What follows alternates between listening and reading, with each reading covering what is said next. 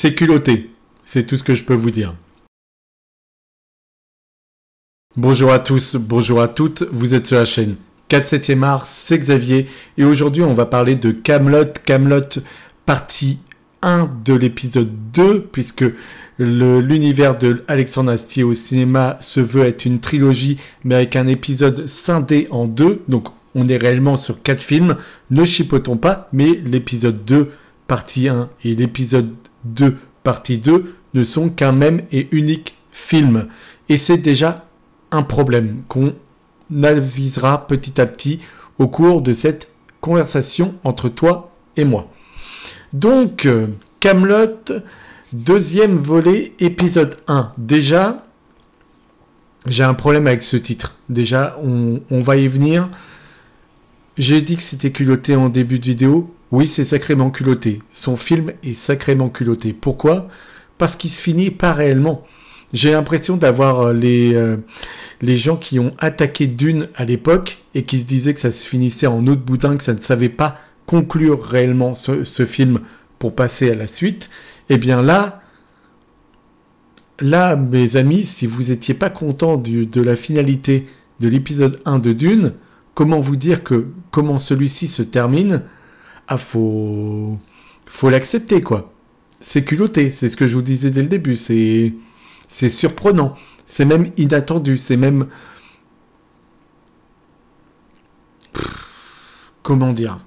Je sais pas si c'est du foutage de gueule ou si on est obligé de l'accepter. Alors, est-ce que ça me donne envie de continuer ? Oui, j'ai envie de continuer. Bien sûr que j'irai au bout de ce qu'il va proposer. Mais en tant que tel, si l'épisode 2, partie 1 de Kaamelott devait être un unique film, parce que quand on sert quelque chose au cinéma, même si c'est pour être une trilogie, il faut que le film en lui-même existe et puisse avoir un début et une fin. Et en cela, ce n'est pas un film, c'est une série.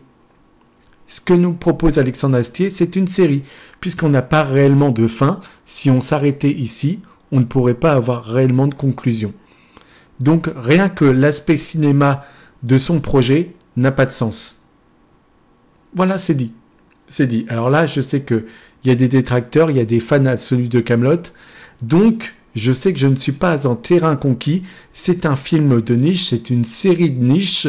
Kaamelott a toujours su montrer son talent. Au début, par des petites pastilles, gimmicks et de comédie. Ensuite, Alexandre Astier a voulu qu'il y ait quand même une histoire qui se fasse petit à petit. Et ensuite, il a approfondi les épisodes qui ont duré beaucoup plus longtemps et il a montré un univers beaucoup plus dépressif. Et ce qu'il voulait faire pour la saison 7 de sa série, c'était montrer Lancelot qui occupe sa place de roi et le monde qui s'effrite. C'est ce qu'il n'a pas pu montrer dans cette saison et ce qu'il veut raconter dans Kaamelott premier volet qui s'y prend très mal.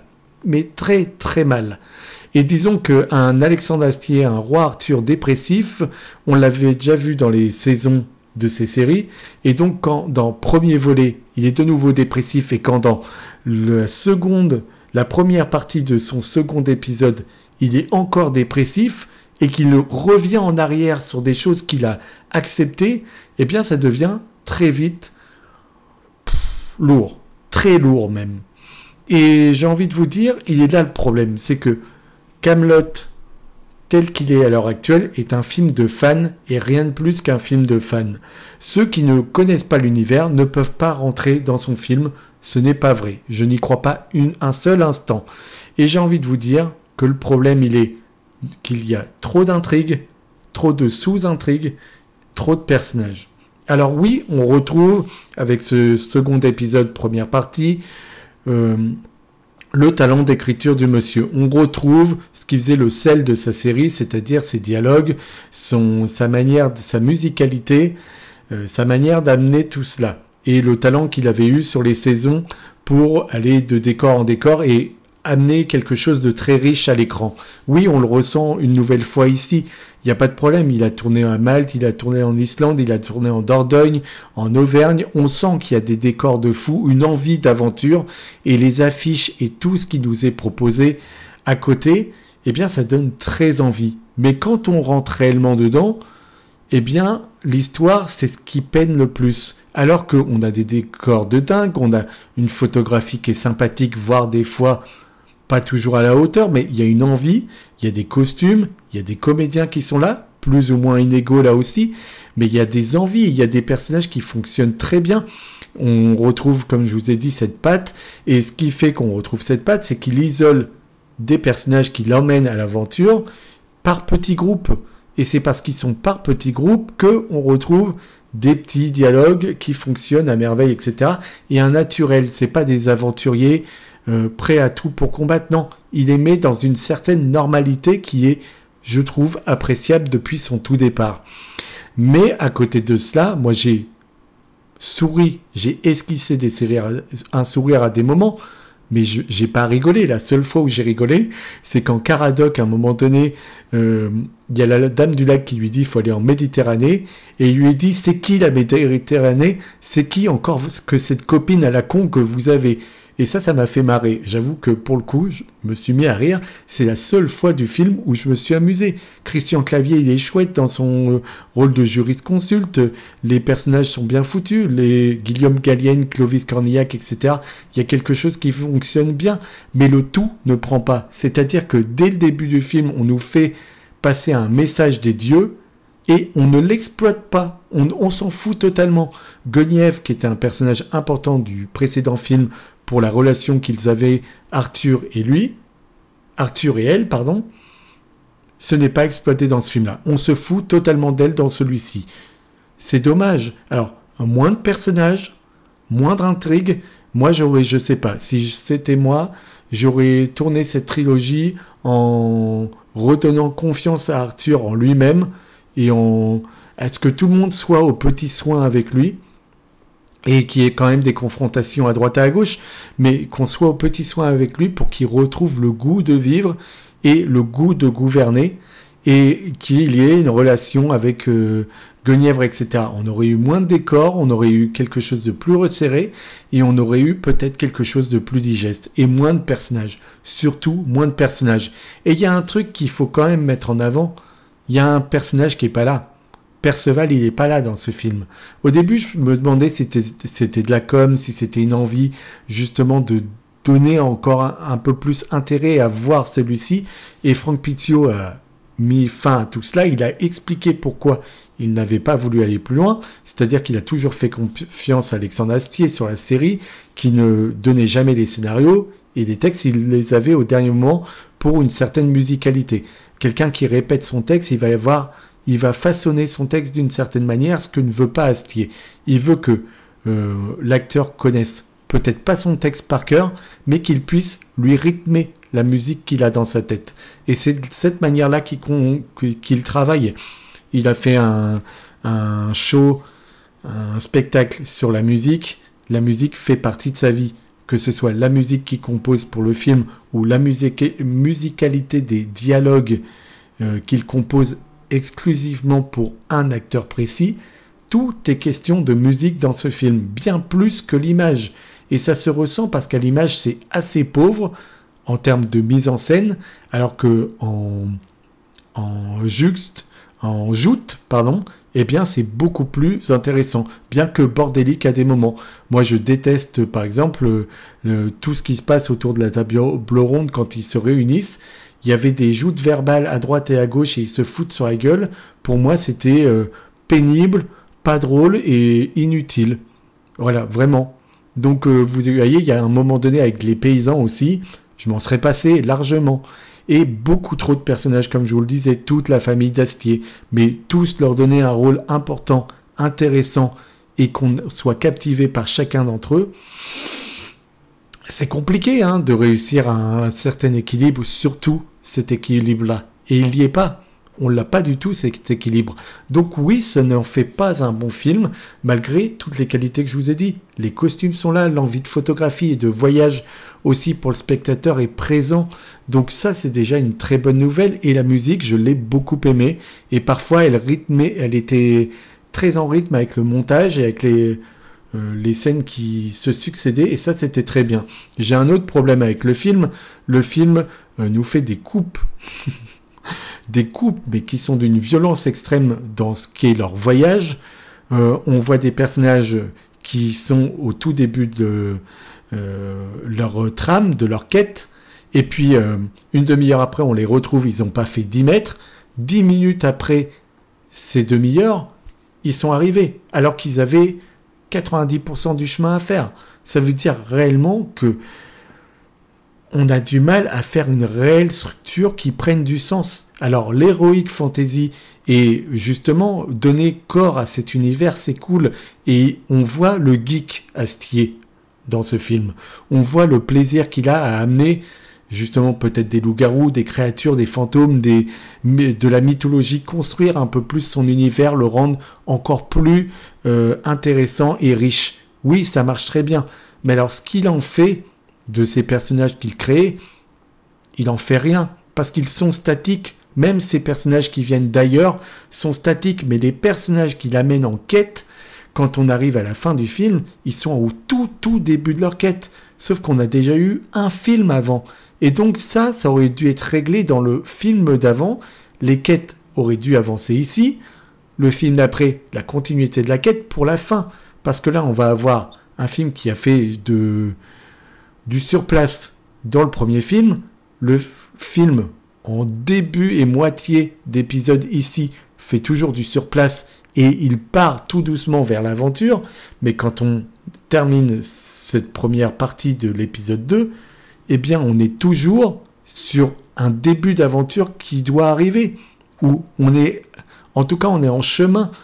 Et ça, c'est pénible, parce qu'il y a un vrai problème d'écriture à ce niveau-là.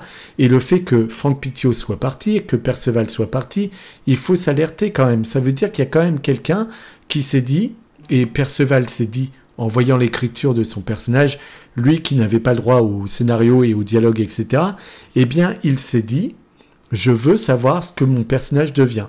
Il s'est passé 15 ans depuis la fin de la série et les films. Tu me rappelles, dans le premier épisode, j'ai pas trop compris ce que faisait mon personnage.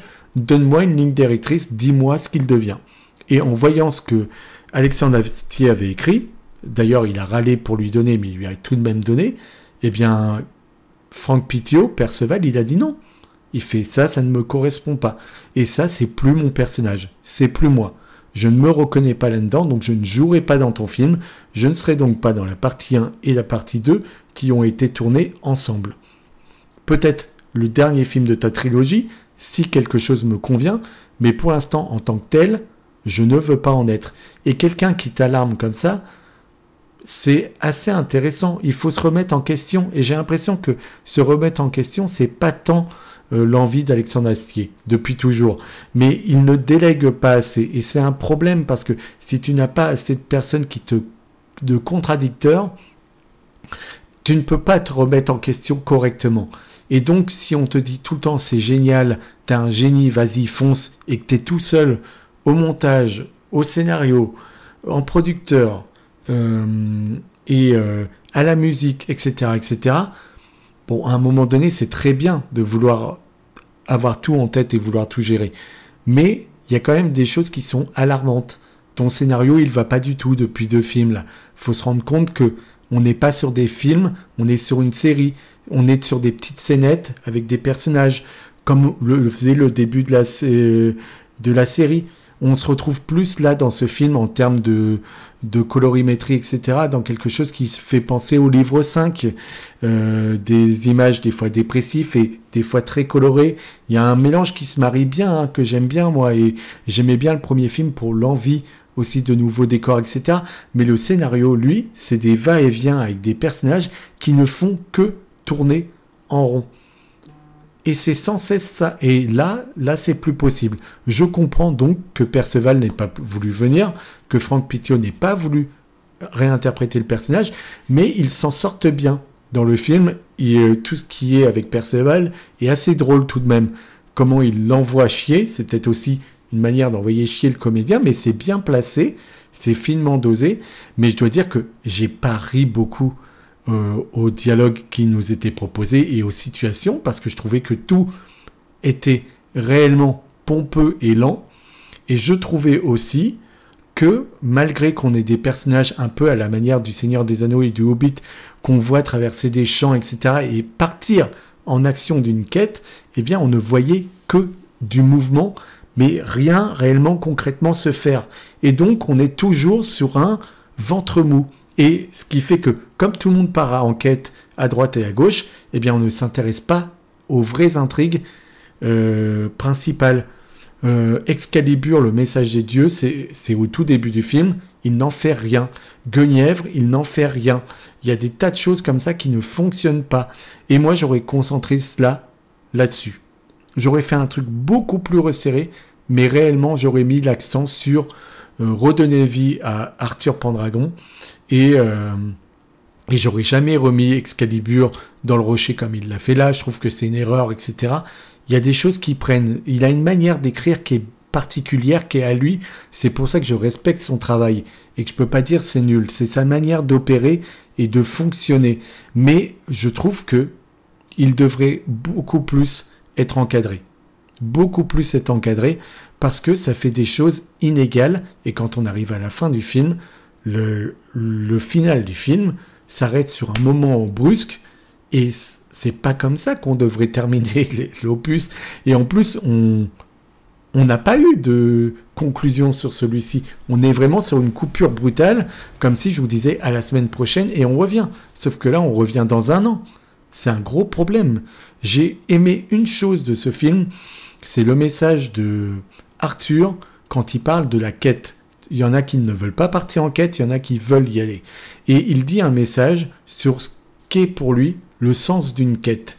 Et sur ce qu'est être un chevalier, sur l'honneur, etc., etc. Le fait de juste parcourir des endroits qu'on n'a pas encore découverts, il y a une question de quête et d'honneur. Quelqu'un est beaucoup plus valeureux en ayant été plus loin qu'à son habitude qu'en ayant fait du surplace. Et ça, il en parle et je trouvais que son discours était très juste. C'était un très beau moment et il y a des personnages qui fonctionnent bien. Guillaume Gallienne, Clovis Cornillac, les méchantes, les costumes sont très bien faits. L'Heroic Fantasy quand il arrive, même si on n'en fait pas grand-chose, mais il y a des envies. Et il y a des envies sur beaucoup de déceptions parce qu'en mise en scène, c'est beaucoup trop pauvre. Et c'est là qu'on se dit, en série, ça aurait été top. Et c'est là qu'on se dit, il aurait dû faire une saison 7 de Kaamelott pour raconter ce qu'il voulait raconter sur Lancelot et les 10 ans de règne de terreur pour ensuite attaquer ça au cinéma. Mais il y a plein de choses qu'il ne traite pas du film précédent. Par exemple, dans le film précédent, son suicide et tout, on ne l'évoquait pas. Les 10 ans de règne, c'était balayé très vite. Et dans le deuxième film, au tout début du truc, bam, il y a des trucs qui reviennent en mode « Oui, on sait que vous vouliez vous suicider dans le château, on l'a vu, etc. » Tu dis « Putain, enfin, on le traite. » Mais c'est dit, et on passe à autre chose tout de suite. La colère des dieux, etc. C'est dit, on passe à autre chose tout de suite. Le mage qui arrive dans ce film, qui est hyper intéressant, qui a un super costume, qui a un super comédien, qui a une voix à tomber par terre, c'est intéressant ce qu'on amène avec lui. Mais dis donc, ça a du mal à venir, hein. Même à la fin du film, on n'y était pas encore, malgré qu'on essaie de les mettre en mouvement quand même, mais on les fait toujours ralentir. Et il y a un moment donné, on ne peut plus faire ça. Il y a un moment donné, tu es sur 4 films d'une trilogie. Déjà, gros problème au niveau de cette compréhension-là. 4 films d'une trilogie voulue par Alexandre Astier, mais qui ne décolle pas à la fin de son deuxième film. Et il y a des choses qui auraient été réglées en 20 minutes, mais déjà depuis le film d'avant. Donc oui, on traîne en longueur, redonner des choses plus simples à nous mettre, des relations entre Guenièvre et Arthur, les beaux-parents, une vie de château, lui qui essaie de reprendre du poil de la bête, etc. Recentrer tout cela. On sait que ce ne sera pas le cas. Il y a eu 78 comédiens sur le tournage. C'est faramineux. On n'est pas sur du Avengers, mais presque, quoi. Évidemment qu'on ne peut pas avoir quelque chose d'intéressant à dire sur chacun d'entre eux. Ok, c'est chouette de vouloir faire une quête, mais on le sait que quand il y a trop de personnages, on se casse la gueule. Et là, on se casse la gueule depuis le premier film, que je ne déteste pas, dont j'aime la technique, que j'aime son travail, j'aime ce qu'il peut apporter, malgré que je sois en désaccord avec beaucoup de choses. Mais tout de même, qu'est-ce que c'est que cette manière de faire? Oui, alors si on veut être direct, c'est du gros foutage de gueule pour le public. De conclure comme ça un film, c'est du gros foutage de gueule. On ne conclut pas un film comme cela. Ça ne marche pas. On n'écrit pas comme ça un film. On écrit comme ça une série. On n'écrit pas comme ça un film. On ne doit pas attendre de se taper les 4 films pour avoir un truc cohérent et qui se conclut. Chaque film doit nous apporter quelque chose qui peut s'arrêter à l'instant T. C'est pas le cas. Et donc, je comprends le départ de Perceval, je comprends les désaccords, je comprends la colère de certains, et les fans absolus, eux, sont fermés et attention, c'est Astier, c'est génial, c'est du génie. Et il y en a, je vous assure, il y en a un avec qui je me suis pris la tête pendant la séance, qui faisait que de gueuler, qui faisait que de rire avant même que les répliques ne commencent, qui faisait des grands gestes, qui craquait ses doigts et tout. Je lui ai dit à un moment donné, ferme ta gueule, toi. Et je lui ai vraiment dit comme ça. Hein. Je dis, c'est bon, là, tu me gaves.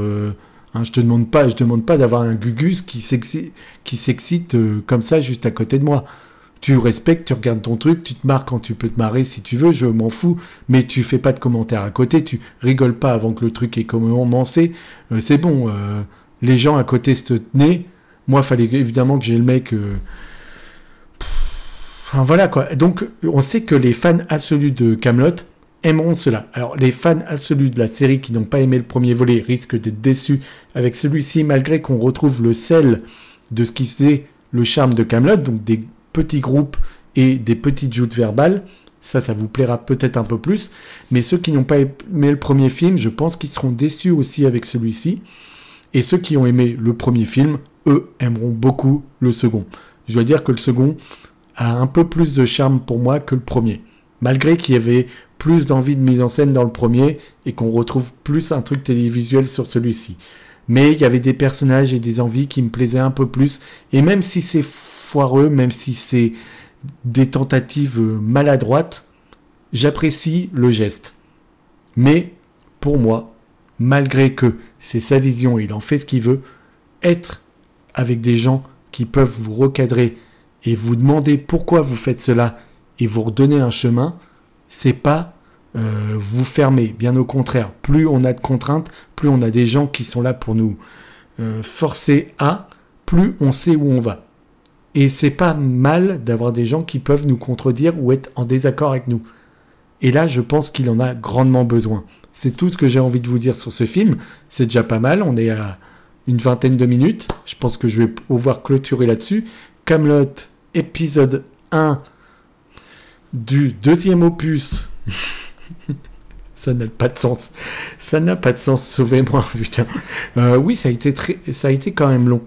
Je dois dire que j'ai pris plaisir dans la salle, mais que j'ai ressenti le temps tout de même, par moment. Parce que tous les personnages ne m'amusaient pas, voire il y en a très peu qui m'ont amusé, mais quand je m'amusais et quand la musique était là, et forcément il y avait des choses en couleur, etc., qui étaient proposées, donc il y avait toujours un intérêt tout de même à rester éveillé. Mais ça ne suffit pas. Le scénario, c'est la base de tout. Abonnez-vous, commentez, likez la vidéo, faites-moi part de vos retours, et on se retrouve très vite pour parler de cinéma et de séries. Pourquoi parler d'autre chose? Merci.